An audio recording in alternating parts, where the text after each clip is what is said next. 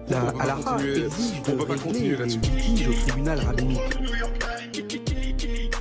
ce qui est compatible avec la législation française. Et cela présente plusieurs avantages.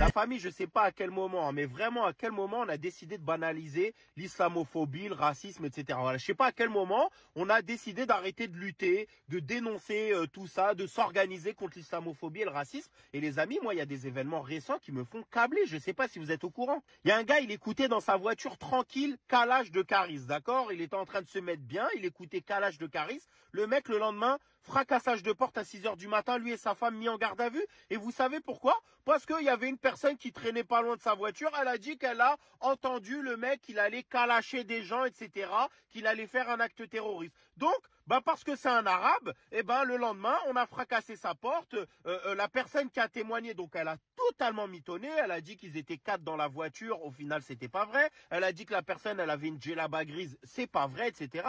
Mais vous voyez comment? Parce que la personne est arabe, c'est-à-dire de confession réelle ou supposée de confession musulmane, ok?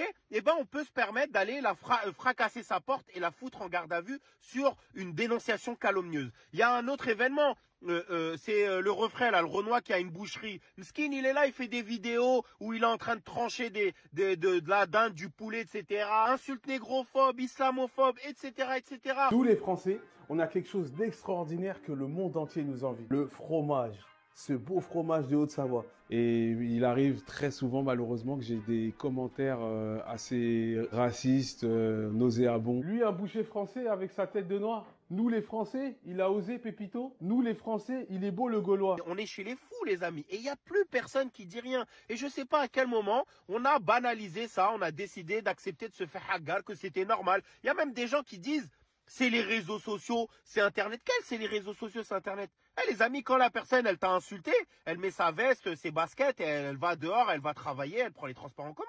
Elle existe, cette personne. D'accord? Les réseaux sociaux, Internet, c'est un outil. Ok? Mais ces gens-là, ils existent vraiment. Ce qu'ils ont écrit, ils le pensent. Peut-être qu'ils osent pas encore le dire en plein milieu de l'open space au travail. Ils osent pas le crier dans les transports en commun, d'accord? Mais ils le pensent. Ok? Il faut que nous, on arrête de normaliser ça, de banaliser toutes ces insultes, etc.